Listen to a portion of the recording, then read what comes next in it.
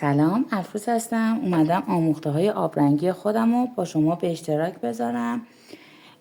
وسایلی که نیاز داریم برای شروع آبرنگ به 2 قلموی پارسارت شمشیری شماره 1 و 2 و شماره 1 و 4. احتیاج قلموی سرگرد شماره 10، این قلمون دست نارنجی ها، شماره 8، شماره 6 و 3 و به یه قلموی لاینر که توی طبیعت و درخت و شروعکاری و شاخه کشیدن و اینجور چیزا از این لاینر هم استفاده میشه. و یه قلموی موی طبیعی که برای کشیدن آسمون، ابرا، اینجور چیزا خیلی خوبه. طبیعت چون آبو خیلی خوب تو خودش نگه میداره. به 2 لیوان نیاز داریم که یکیش آبش کثیف شد، اون یکی آب تمیز داشته باشیم. به آبچسب نیاز داریم که مقوامون رو روی تختمون بتونیم فیکس کنیم. برای کارهایی که خیلی خیس درخیسه این 2 چسب هم داشته باشیم خوبه، کمکمون میکنه که مقوا تکون نخوره. رو به یه مداد نیاز داریم برای طراحی و پاک کنه خمیری برای پاک کردن. خیلی اگر پررنگ باشه طرحمون ذره پاک میکنیم که نمونه اون رد مداد روش. برای شروع من این آبرنگ افرا رو توصیه میکنم. خیلی اقتصادی و کاربردی و خوبه، پیگمنتاش هم خداییش خوبه. به نظر من اول اینو بگیرین. اگر از آبرنگ خوشتون اومد، دوست داشتید ادامه بدید، میرید ایشالله حرفه‌ای ترش رو میگیرین. آبرنگ حرفه‌ای من آبرنگ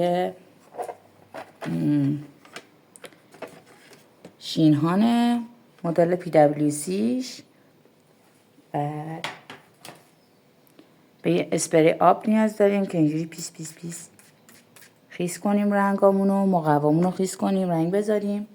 به یه شیب رنگ نیاز داریم که تختمونو بذاریم روش که آب وقتی خیس میکنیم آب بر نگرده به سمت بالا، سر بخوره بیاد پایین و راحت تر هم باشیم دیگه، گردنمون و کمرمون و اینا فشار نیاد.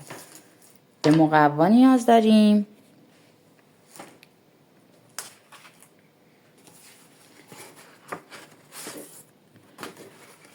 واسه شروع من توصیه میکنم این مقوای واتر کالریس مدل پرفشنالش خیلی چیز خوبیه و اقتصادیه از لحاظ قیمتی و تمرینا کار خوبیه، مقوای خوبیه.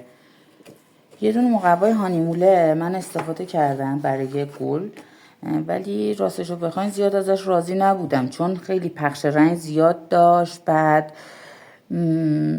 مگه تو موارد خاصی خوب باشه یا درجه سختیاش فرق کنه، ولی من از هانیموله خداییش راضی نبودم. مقوای بعدی باوهانگ محبوب دلهای منه. این هم رنگ خوب روش میمونه، هم میتونی رنگگذاری زیادی کنی بدون اینکه مقوا بافتش خراب بشه. من از 2 طرفش هم استفاده میکنم. قیمتش هم از آرش بهتره فعلا در حال حاضر. با این دلار الان نمیدونم مقوا دیگه چقدر شده.